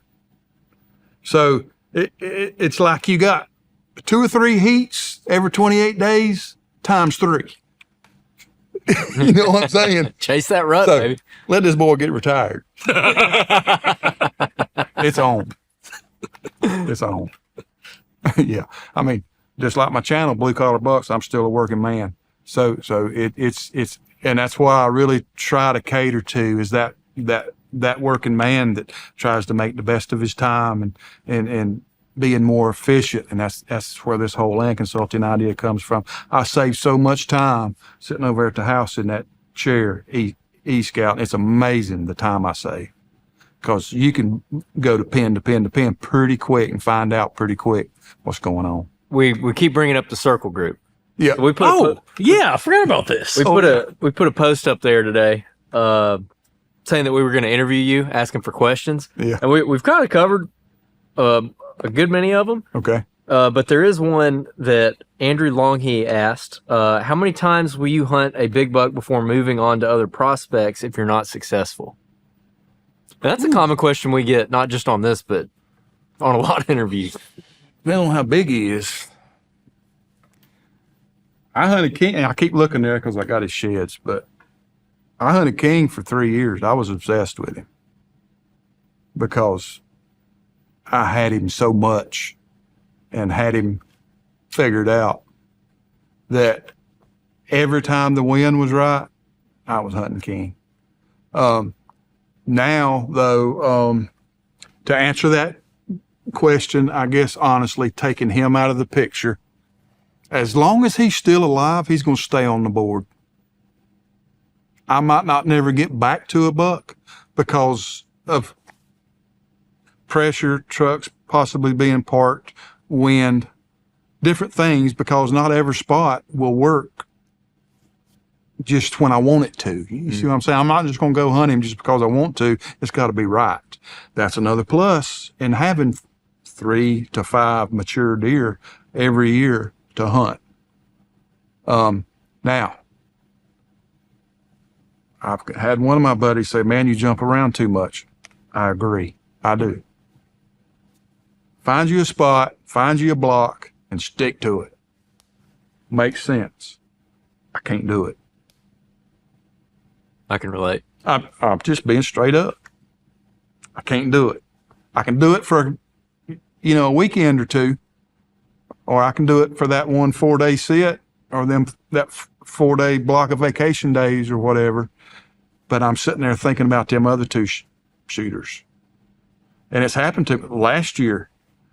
One of my videos, wrong place, wrong time. I'm sitting there, ding.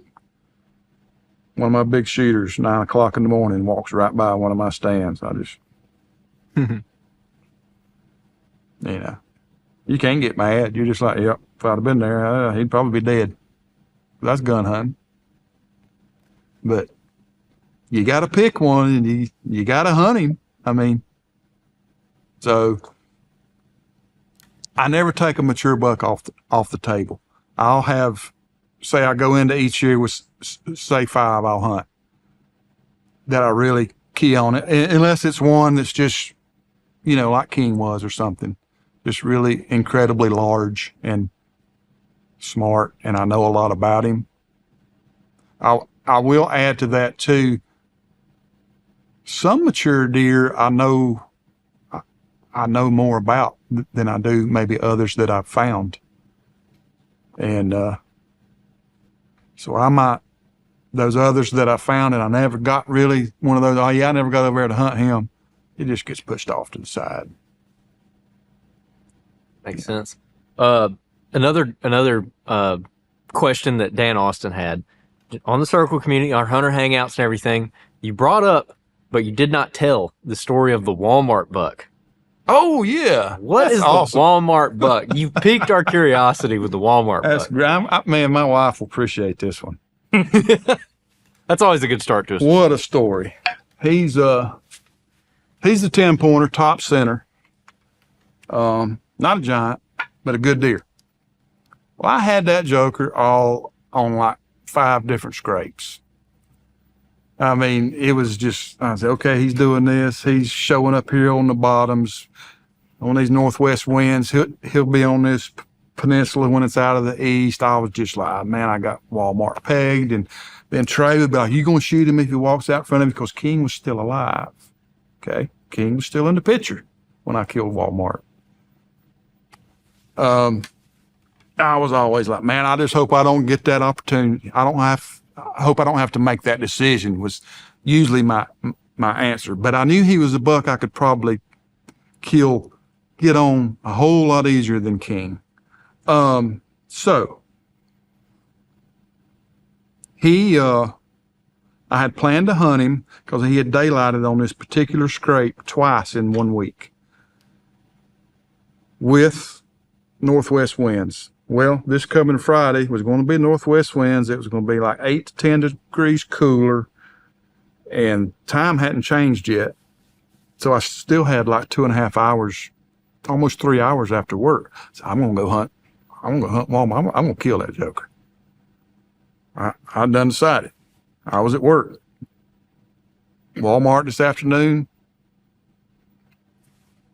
But here's the thing. He didn't have that name yet. Got a text from my wife on the way leaving work. Hey, you mind doing grocery pickup? Well, what am I going to say? I said, no, I get it. I just didn't go hunting. Sitting there at Walmart in the parking lot. Ding! I said, all right. There he is. Standing on the scrape, 20 yards from the stand I would have been sitting in, and I'm sitting at Walmart. So that's how he got the name Walmart. That was on October 6th. October 17th, I killed him. So that's how he got his name. What made the Walmart, what made that buck easier to kill than King? Because it sounds like they were living in the same area. He was 2 years younger. Okay. I killed a really good 3-year-old 10-pointer.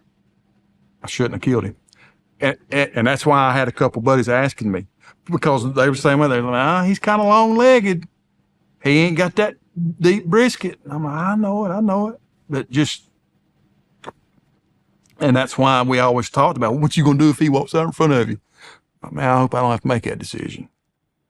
And I had decided, I kept getting him so much, and the conditions were right. King was sporadic. I was ready to kill a deer. I'll be honest with you. He was a good 10. And yeah, in the back of my mind, he was 3. So that's nice. No longer Walmart. He was Or he will be a Walmart forever. How's that? he was as old as he was going to get. But he was just so active. The difference between a 3-year-old and a 4-year-old, it's like something happens in that one summer. I don't know, something biologically. I'd love to put my finger on it. It's just like they go from a teenager to a man. Because he was running around acting stupid on scrapes 2 hours before dark, chasing does, running around, grunting like he was a 6-year-old 150.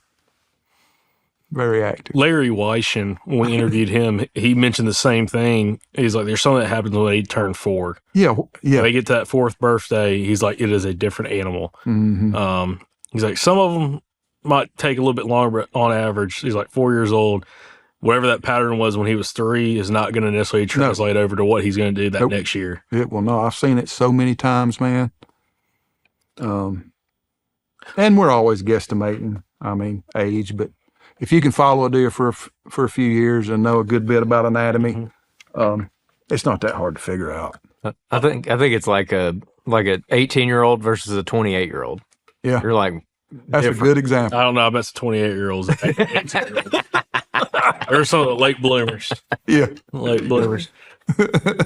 Well, again, we keep bringing up the circle. We've only had it for like a month now. Yeah. And you've been on it. You were one of the first people that joined. How you liking it so far? I'm loving it, man. Just, dude, we talked about the Joe story. That's what it's all about. What's the Joe story? There's a lot of deer hunting groups on social media that's just brutal and full of some really angry people, man. I ain't figured that out yet. We all deer hunters. Yep. They're just bashing each other and what'd you kill that for? And, well, if they wasn't trail cameras, you couldn't kill a deer. And, people like that. I have not heard the first peep of anything like that on the circle. I don't know if y'all have seen it and nipped it. I hadn't seen it.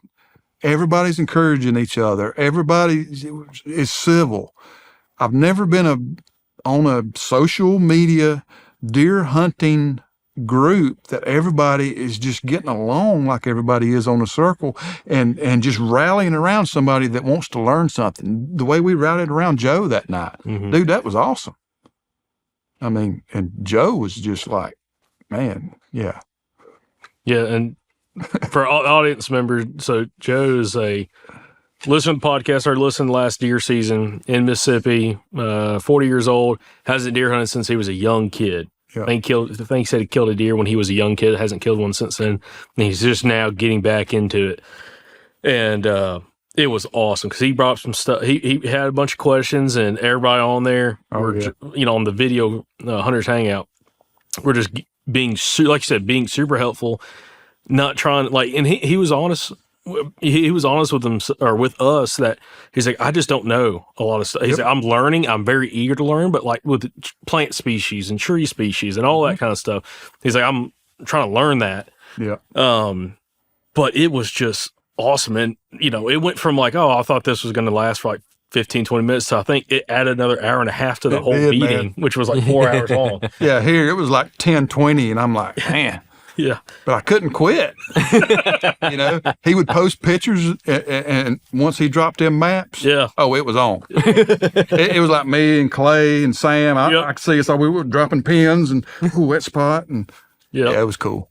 Yeah, and it's one of those things that stories like that and guys like that have us excited to kind of follow along with a couple of those individuals this fall and kind of see how, getting weekly updates, but trying to see how it progresses for him. Because I told him, like, dude, when he kills one this fall, it might be a doe, button buck, spike, it might be a 12 point. I don't know. We're throwing him a circle party. It's gonna be a good time. Yeah, it's gonna be an awesome time. Got to do something for Joe. Joe's got a honey hole. Yes, we all looked at it. We saw it. Joe's got a honey hole, man. Just got to put the pieces together. That's it.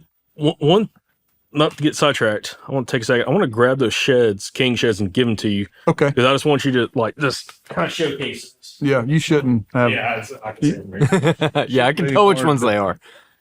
Pick them out. Yeah. There you go. Yeah. Yeah, we have, every year we have scoring sessions throughout the state. And right up here in Pauline, we got a little farm supply store, and the game wardens come there every year. And I was thankful to get both sides because I wanted to get an idea of what he scored. And of course, the spreads you don't know. So they figured at 18-inch spread, he was 132. That's a really good 8-point. King, and some of the videos I got of him, man, that dude looks like a 150 coming through the woods, especially that one with his head down grunting, chasing that. I don't know if y'all saw that one, but he was an impressive animal, man. Special deer. Well, it goes back to how we kind of started this conversation on this episode about, so there was a circle post about this, that you're finding better quality bucks on public than you did on private ground. Yeah. One of the other circle members said the same thing. He called it a hot take, saying that he's finding better bucks on public than on private. Yeah. And I think that can definitely be true. It's also indicative to like where you're at, because Yes, sir. just like a hunting club, you just might not be in the best area. You might not have the best members. They kill a lot of deer, easy access getting around the place. Neighbors killing a lot of bucks too, especially younger deer. Mm-hmm. You don't really know what your neighbor's going to do and what they're harvesting. But like on a big piece of public, big tracts of public, the likelihood of them coming off, a block of 5,000-10,000 acres or bigger is probably pretty low. So unless someone hikes in there and gets that deer, he's probably going to get some age on him. Yeah. And age is the biggest factor for growing a big deer. That's the key. If you don't kill them, they keep getting birthdays. That's just what happens. And these big tracts of public, they ain't getting run over. There's no roads. So it's a big deer on public land, man. Mm-hmm. And we didn't touch on this, but I don't want to go off on another tangent. So I'll just mention it, and y'all can run with it if you want to. And if not, it'll be something for people to think about. Anybody that was in the path of Hurricane Helene, if you're a public land hunter, you need to get out there in them big woods and find those places, those oak ridges that Helene tore up. Because that is some fantastic habitat right now, 2 years after that storm. I can tell you, I've looked at a lot of them here. There's 100-year-old white oaks laying on the ground, alive and healthy, with clusters of acorns 5 foot off the ground. That is also a bedding area that wasn't there for the deer before Helene. Those little clusters are all over public land here. And I could talk for an hour about the potential strategies for hunting Hurricane Helene damage. It's just crazy. All right. Hold on. I want to ask, okay, we're going to talk about we followed that whole thing happening, okay? And we know tons of people in this area, in parts of Georgia, Tennessee, North Carolina, where it got hit, okay? Right. In those areas, what does the understory now look like 2 years later? Wow. All right. I'm going to give you Oak Ridge examples. Mm-hmm. That's where most of the damage is. The pines, for some reason, they fared better here. And I think it's because I guess they have more give. That's the only thing I can figure. There was more bending going on. Them big old 100-year oaks, they were stiff and strong but let's say you take a 10-acre Oak Ridge with red and white oaks on it, 10 acres. Out of that 10 acres, right now, if it's a southeast facing slope, out of those 50 trees, there'll be 30 of them on the ground. Okay? Picture this on a Oak Ridge, just 100-year-old oaks laid over. Now, out of those 30 on the ground, probably 15 of them are alive, healthy, not struggling. They're just as healthy as they were standing up. There's still enough root ball in the ground that tree's still alive. So what's happened when all those trees have failed? Okay, all of a sudden, number one, bedding. Number two, sunshine is hitting the ground. Guess what you got? You got browse, you got briar, you got sumac, you got different stuff popping up between these oaks on this otherwise wide open 150-year-old stand of oaks. Now, that ain't all. Now, you can step back and look at this oak ridge, and you can tell how the deer are coming in and how they're going out. They're more funneled. While they're in there, there's some, you say, deer can go anywhere. No, y'all ain't seen no Hurricane Helene damage. When you stack up trees that old and that big, it's like them going through that wall. They can't. So there's places they have to cut through. And what it's ending up being is where some of these tops are laying. They're going through the tops, the tree tops. And a lot of times they're still alive. So they're laying up under them too. I've jumped 3 times. I've jumped mature bucks laying under a Helene tree. And he let me get a little bit past the root ball before he jumped up. That's how comfortable these bucks are feeling in these tops of these giant oaks. So it's like somebody went in and hinge cutted in random ridges on these giant tracts of public back in the middle of nowhere. It's created some amazing opportunities. There's a whole new style of hunting that this old boy's going to do on windy days. Get the wind in your face, find a ridge where it'll work, and walk into those root balls.